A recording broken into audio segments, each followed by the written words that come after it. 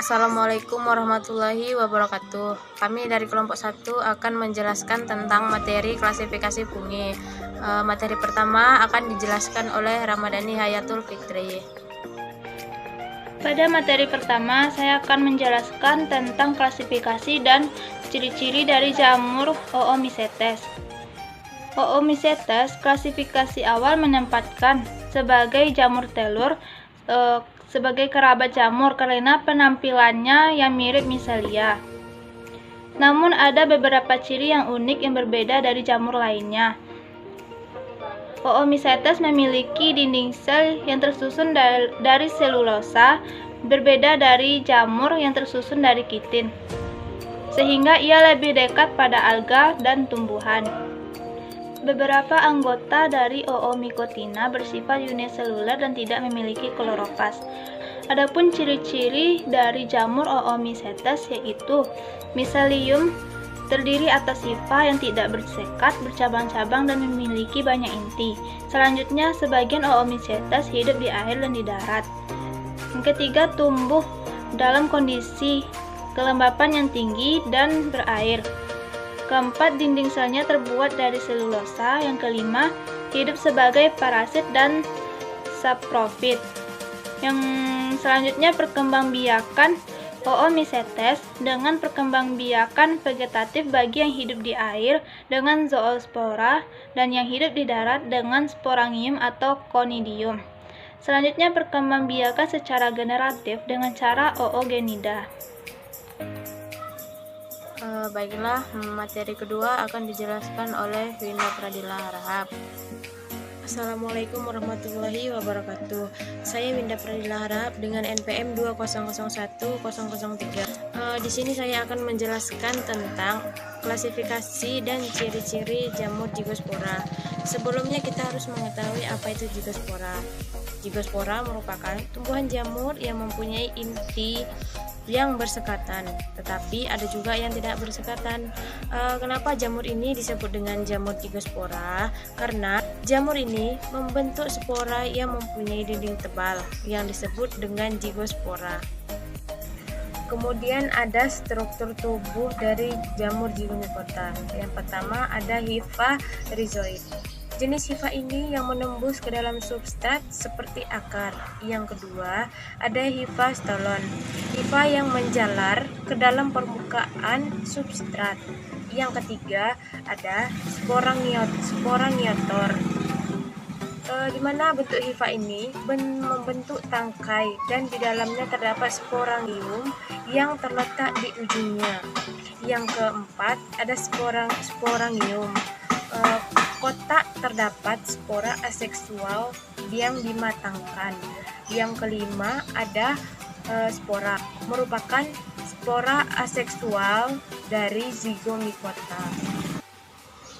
Kemudian ada beberapa jenis jamur yang masuk ke dalam jamur Zygomycota yang sering kita jumpai di dalam kehidupan kita sehari-hari. Yang pertama ada Rhizopus stolonifera. Jamur ini berbentuk benang-benang berwarna putih yang memiliki rhizoid dan stolon. Kemudian yang kedua ada Rhizopus nigricans. Jamur ini dapat menghasilkan asam fumarat. Kemudian ada Mucor mucedo. Jamur ini hidup secara saprofit. Jamur ini bisa kita jumpai di dalam roti, sisa makanan, dan sisa kotoran ternak.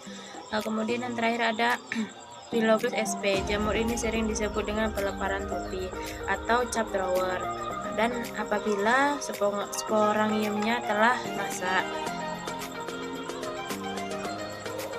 Kemudian ada ciri-ciri dari jamur Zygomycota. Yang pertama, jamur ini biasanya hidup sebagai saprofit. Yang kedua, miselium bercabang banyak. Dan kemudian hifanya tidak bersekatan sehingga terlihat seperti pipa atau bulu. Yang ketiga, dinding selnya terdiri atas keratin dan tidak memiliki zoospora. Dan keempat, memiliki perkembangbiakan secara seksual dan aseksual. Kemudian materi terakhir akan dijelaskan oleh Indra Afrida Nelsi. Baiklah, saya Indra Afrida Nelsi NIM 20010006. Baiklah, saya akan menjelaskan materi yang ketiga, yaitu klasifikasi jamur Deuteromycota. Ordo khususnya jamur Speropsidales ada 4 khusus, familinya yaitu Parapsidaceae, Zithiaceae, Leptomataceae, Expulataceae. Yang kedua, ciri-ciri Deuteromycota. Yang pertama, sebagian besar mikroskopis. Yang kedua, dinding sel terbuat dari zat kitin. Yang ketiga, pada jenis-jenis tertentu ditemukan hifa bersekat dengan sel yang berinti satu, namun kebanyakan berinti banyak. Dapat teman-teman lihat pada gambar di samping. Yang keempat, terbentuk spora secara vegetatif dan belum diketahui fase kawinnya, sehingga disebut jamur tidak sempurna atau yang disebut dengan imperfecti. Yang kelima yaitu berkembang biak dengan membentuk spora aksesual melalui fragmentasi dan konidium yang bersel satu atau bersel banyak. Sedangkan reproduksi seksual belum diketahui. Yang ke-6 yaitu multiseluler atau yang disebut dengan bersel banyak, namun beberapa jenis merupakan organisme bersel tunggal. Yang ke-7, banyak yang bersifat merusak atau menyebabkan penyakit pada hewan-hewan ternak, manusia, dan tanaman budidaya. Yang ke-8 yaitu hidup secara sporofit maupun parasit. Yang terakhir biasanya berhabitat di tempat yang lembab.